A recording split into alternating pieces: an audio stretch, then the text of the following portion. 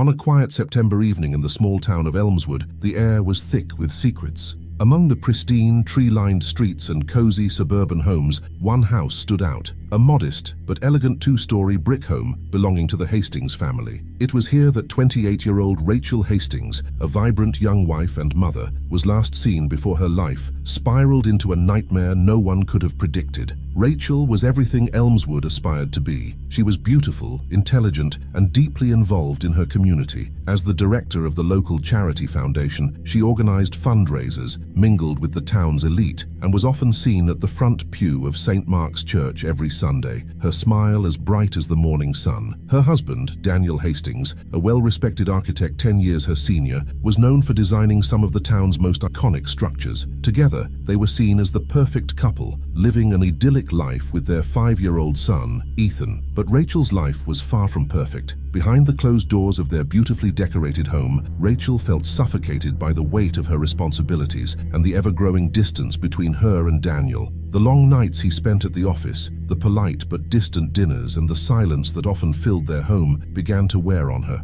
And so, when Father Michael Kane, the 52-year-old priest of St. Mark's, began offering her a sympathetic ear, Rachel found solace in his company. Father Michael was a figure of unwavering faith in Elmswood. His sermons were inspiring, his presence comforting, and his past remained a well-kept mystery. Few knew that Father Michael had once been at the center of a scandal in another town, buried quietly by the church to avoid public disgrace. In Elmswood, he had reinvented himself as the devoted leader of the community, gaining the trust and admiration of everyone, including the Hastings family. What began as innocent conversations after Sunday Mass soon evolved into secret meetings and long, lingering looks. Rachel found herself drawn to Father Michael in ways she had never expected. His quiet confidence, the way he listened to her without judgment, and the sense of security he provided filled a void in her life that Daniel could no longer reach. It was in the empty corridors of the church, where no one else could see, that Rachel and Father Michael's relationship crossed a line that could never be uncrossed. They started meeting in secluded spots, an out-of-the-way cafe, the quiet end of the town park, and sometimes late at night in Rachel's car parked in the shadows of the church parking lot. The thrill of their secret affair only added to the allure, blinding them to the impending consequences. Father Michael was no longer the composed man of God. He was a man torn between his vows and his insatiable desire for Rachel.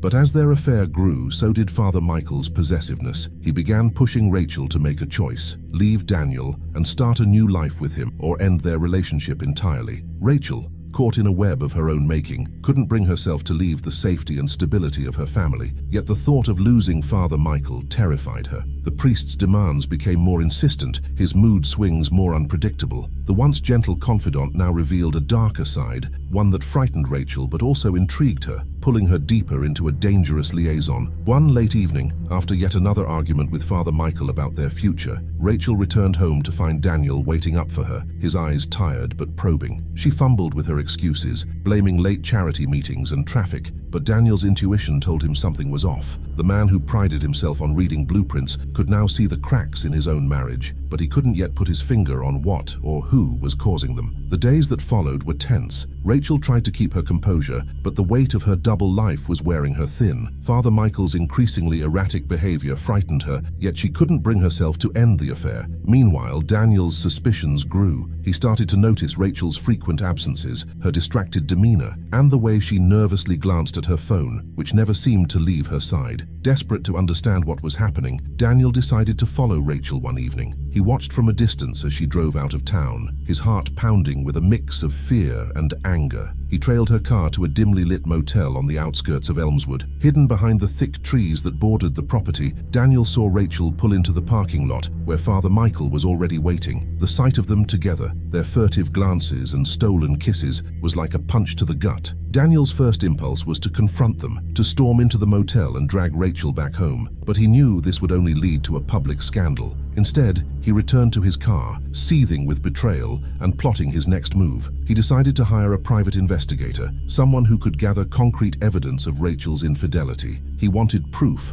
undeniable proof that would put an end to the lies and manipulation. As Daniel's plan unfolded, Rachel and Father Michael's relationship continued to spiral out of control. The priest's once gentle demeanor turned darker, more obsessive. He would call Rachel at all hours, demanding her attention, threatening to expose their affair if she didn't meet him on his terms.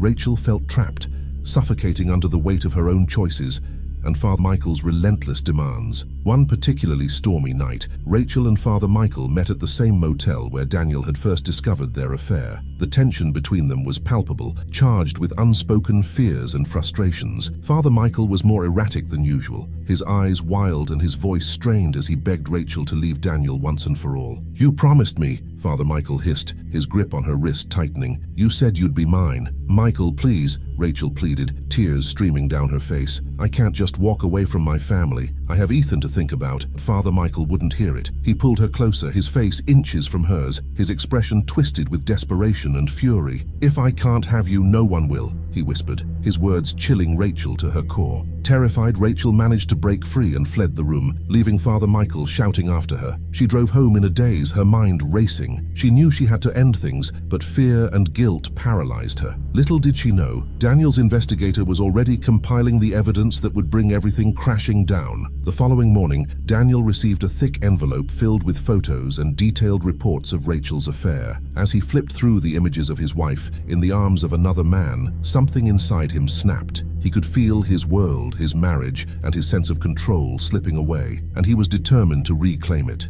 no matter the cost. That night, Daniel confronted Rachel. He laid the photos on the kitchen table, his face a mask of controlled rage. "Is this why you've been sneaking around? Is this why you've been lying to me?" he demanded, his voice tight with barely contained anger. Rachel's face went pale as she stared at the evidence of her betrayal laid bare before her. She tried to explain, to apologize, but Daniel was beyond listening. He told her to leave, to take Ethan, and go stay with her parents for a while. Rachel, fearing what Daniel might do next, packed her bags and left without another word, her heart heavy with regret and fear. The days after Rachel's departure were a blur for Daniel. He roamed their empty home, his mind consumed with thoughts of betrayal and revenge. His once orderly life was in shambles, and the humiliation of his wife's affair ate away at him like a disease. He knew that simply sending Rachel away wasn't enough. He needed closure, a final act that would make Father Michael pay for the chaos he had brought into their lives. Meanwhile, Rachel stayed at her parents' house with Ethan, trying to piece together her shattered world. She kept her distance from Father Michael, but the priest was relentless. He bombarded her with messages, alternating between desperate apologies and thinly veiled threats. Rachel felt like a prisoner, trapped between her guilt, her fears, and Father Michael's unyielding obsession. One evening, Father Michael convinced Rachel to meet him one last time, promising that it would be different, that they could talk and find a way to end things peacefully. Reluctantly, Rachel agreed, hoping that she could finally put an end to the nightmare her life had become. They met at the same motel on the outskirts of town, the place that had been their secret refuge, but now felt like a cage. Inside the room, Father Michael was more erratic than Rachel had ever seen him. He paced back and forth, muttering to himself, his eyes darting between Rachel and the window. He rambled about their future, about escaping to a place where they could be together without judgment or consequence. But Rachel knew it was all a fantasy, a dangerous delusion that would never come true. As their conversation grew more heated, the door to the motel room suddenly burst open. Daniel stood in the doorway, his face twisted in fury, a baseball bat clenched in his hand. Rachel gasped, backing away as Daniel advanced on them, his eyes locked on Father Michael. "You ruined everything," Daniel shouted, his voice trembling with a mix of rage and pain. "You took my wife, my family, and for what? You think you can just take whatever you want?" Father Michael tried to calm Daniel, raising his hands in a placating gesture, but the words caught in his throat. The priest's calm, measured demeanor was gone, replaced by a man who had lost control of everything. Daniel swung the bat with all his strength, striking Father Michael across the chest. The priest crumpled to the floor, gasping for breath, as Rachel screamed for them to stop. But Daniel was beyond reasoning. His anger, the months of suspicion, humiliation, and heartbreak, all exploded in that room. He swung the bat again, hitting Father Michael repeatedly until the priest lay still, blood pooling around him. Rachel, frozen with fear and disbelief, watched helplessly as the man who had once been her husband transformed into a violent stranger. As the reality of what he had done sank in, Daniel dropped the bat, his hands shaking. He turned to Rachel, his face streaked with tears. "I did this for us," he whispered, his voice barely audible. "I couldn't let him take you away." Rachel backed away, horrified by the sight before her. She fled the room, her mind racing as she called the police. When the officers arrived, they found Daniel sitting on the floor next to Father Michael's lifeless body, his gaze distant and unseeing. He offered no resistance as they arrested him, his only request being that they tell his son that he loved him. The trial that followed became a spectacle for the media. Reporters swarmed the courthouse, eager to capture every sordid detail of the affair that had led to murder. The prosecution painted Daniel as a jealous husband, driven to madness, while the defense argued that he was a man pushed to his breaking point by betrayal and manipulation. Father Michael's past scandals were dragged into the light, revealing a pattern of deceit that further complicated public perception. In the end, Daniel was found guilty of manslaughter and sentenced to 10 years in prison. The verdict was met with mixed reactions. Some believed justice had been served, while others saw Daniel as another victim of Father Michael's manipulations. Rachel, left to pick up the pieces of her life, moved away from Elmswood with Ethan, vowing never to speak of what had happened. Years later, the motel where it all ended was demolished, replaced by a bland office building. The scandal faded from public memory, but for those who had lived through it, the wounds remained. Daniel, now a shadow of his former self, served his sentence quietly, plagued by regret and the haunting question of whether things could have been different. As for Rachel, she continued to carry the weight of her choices, forever marked by the tragic affair that had cost so much. She never returned to Elmswood, never visited the grave of the man who had once promised her the world. Instead, she tried to move on, knowing that some scars could never truly heal. If you enjoyed this gripping tale, don't forget to hit that subscribe button and ring the bell for more twisted true crime stories. Like, share, and drop a comment below. Your feedback keeps us digging up the darkest secrets.